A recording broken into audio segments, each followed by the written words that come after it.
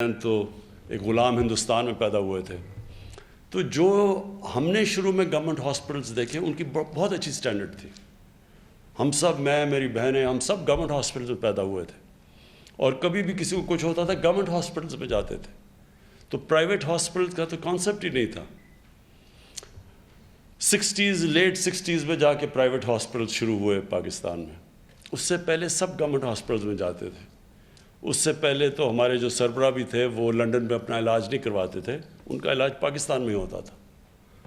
بدقسمتی ایک بہت بڑا 70s کے بعد تباہی مچی پاکستان میں. جو نیشنلائزیشن ہوئی اس نے یونیورسٹیز کا، سکولز کا، ہاسپٹلز کا سارا سٹینڈرڈز ہمارے نیچے آنے شروع ہوئے.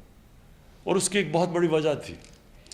دیکھیں کوئی بھی ادارہ، اور ڈین صاحب آپ کے لیے بھی اور برکی صاحب آپ کے لیے بھی، کوئی بھی ادارہ جس کے اندر سزا اور جزا کا نظام نہیں ہوتا وہ کبھی کامیاب نہیں ہو سکتا.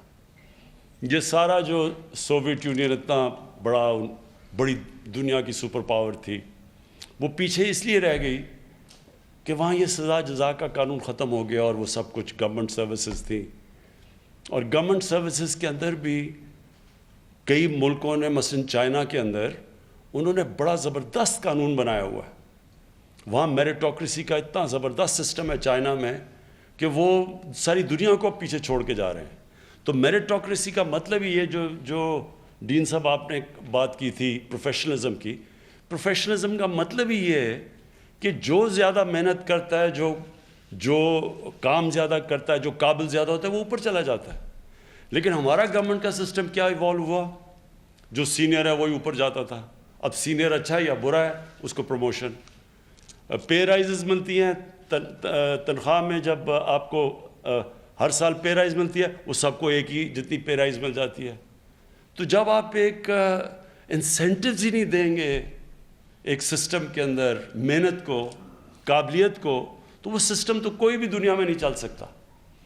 اس لیے ہمارا جو 1970s کے بعد جو ہمارے سارے سسٹمز تھے، ہماری آپ واٹر شیڈ دیکھ لیں 70s میں، اس نیشنلائزیشن کی وجہ سے آہستہ آہستہ پاکستان کی یونیورسٹیز جو انٹرنیشنل سٹینڈرڈ کی تھی، پاکستان کی ڈگری دنیا میں مانی جاتی تھی. پاکستان کے ڈاکٹرز یہاں سے کوالیفائی کرتے تھے، دنیا میں کہیں بھی چلے جاتے تھے. لیکن آہستہ آہستہ ہماری ساری ڈگریز بھی نہیں مانی گئی، ہماری انسٹیٹیوشنز بھی نیچے جانی شروع ہو گئی. اور آج جو ہم یہ کوشش کر رہے ہیں، جو MTI کی بات کر رہے ہیں، ہاسپٹل ریفارمز کی، سارا مقصد ہی یہ ہے کہ واپس اس سزا اور جزا قانون پہ جائیں، قابلیت کو ریوارڈ کریں. جو محنت کرتا ہے اس کو اس کا پھل ملے، اس کو الاؤنس، اس کو بونسز ملیں، اس کو پے رائز ملے. اور جو کام نہیں کرتا اس کو پہلے وارننگ ملے، ڈیموشن ملے، پھر نکال دیا جائے. تو یہ تو اگر یہ سسٹم نہیں ہے، کوئی دنیا کے اندر سسٹم کام نہیں کر سکتا. آج تک اللہ نے بھی سزا اور جزا کا قانون اس لیے دیا ہوا کہ ہمیں محنت کریں، ہم اچھے انسان بنیں. اللہ نے بھی انسینٹیو دیا ہوا ہے.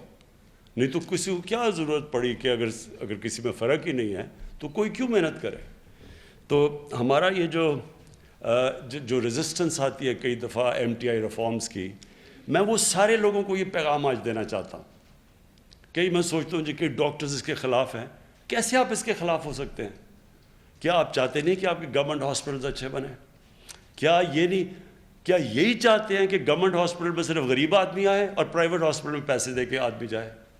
جس معاشرے میں بھی یہ ہو جاتا ہے کہ ایک غریب آدمی کو نہ ایک معاشرہ موقع دیتا ہے اوپر آنے کا تعلیم میں، نہ اس کو اچھی نوکریاں ملتی ہیں، علاج اس کا بری ہاسپٹل میں وہ ہوتا ہے جو کہ ایک عام انسان سے بھی نیچے سب سٹینڈرڈ علاج ہوتا ہے، گندے کمرے ہوتے ہیں، ان کے بیماریاں بیچارے انفیکشنز لگ جاتی ہیں ہاسپٹل میں جا کے. تو وہ ایک سسٹم ہے. اس سسٹم کو وہ حضرت علی رضی اللہ تعالیٰ کا قول ہے کہ کفر کا نظام چل جائے گا لیکن ظلم کا نظام نہیں چل سکتا. جس معاشرے میں ظلم اور ناانصافی ہوتی ہے وہ کبھی پروگریس نہیں کرتا. چائنا کی جب ہم بات کرتے ہیں، ان کا میں نے سسٹم دیکھا ہے، اسٹڈی کیا ہے. اس کے اندر اتنی زبردست میریٹوکریسی ہے. انہوں نے جو میرٹ کا سسٹم لے آئے وہ اتنا زبردست ہے کہ وہ چائنا کو، ساری دنیا ڈری ہوئی ہے کہ اب کون روکے گا اس کے پروگریس کو. ہمارے لیے پاکستان کے لیے بھی یہ سبق ہے. ہمیں اپنی انسٹیٹیوشنز کو, گورنمنٹ انسٹیٹیوشنز کو, ان سب میں میریٹوکریسی لے کے آنی ہے. اور ہم نے اپنے جو ایک گورنمنٹ ہاسپٹل کے اندر ایک انسان آتا ہے یا پرائیویٹ ہاسپٹل میں بھی انشاءاللہ انسان آتا ہے, تو دیکھنا یہ ہے کہ اس کے اندر فرق نہ کیا جائے. شوکت خانم کے اندر جو پہلے دن, ابھی بھی میری وہ سٹیٹمنٹ ہے, جب آج سے 26 سال پہلے ہاسپٹل کھلا تو پہلی چیز میں نے ان کو کہی تھی, ہماری ویژن یہ ہے کہ چاہے جو ایک انسان آئے گا, چاہے اس کے کپڑے پھٹے ہو, چاہے وہ غریب آدمی ہو, چاہے جو بھی ہو, اس کے اندر فرق نہیں کیا جائے گا. اور یہ ہمارے لیے شروع میں بڑا مشکل تھا, کیونکہ ہمارے ایک کلچر ایوالو ہو گیا تھا کہ جو بیچارہ پیسے نہیں دیتا تو اس کو اور طرح ٹریٹ کرتے تھے, جو پیسے دیتا اس کو اور طرح کرتے تھے. ہم نے اپنے ہاسپٹل میں پھر یہ کیا کہ ہم نے ڈاکٹرز نرسز کو پتہ ہی نہیں چلنے دیا پیسے کون دیتا ہے اور مفت کون آتا ہے, تاکہ فرق نہ کر سکے انسانوں میں. اور انشاءاللہ جو آپ کا یہ لیڈی ریڈنگ ہاسپٹل میں یہ جو نیا بلاک ہے, اس سے ایک نئی سوچ آنی چاہیے.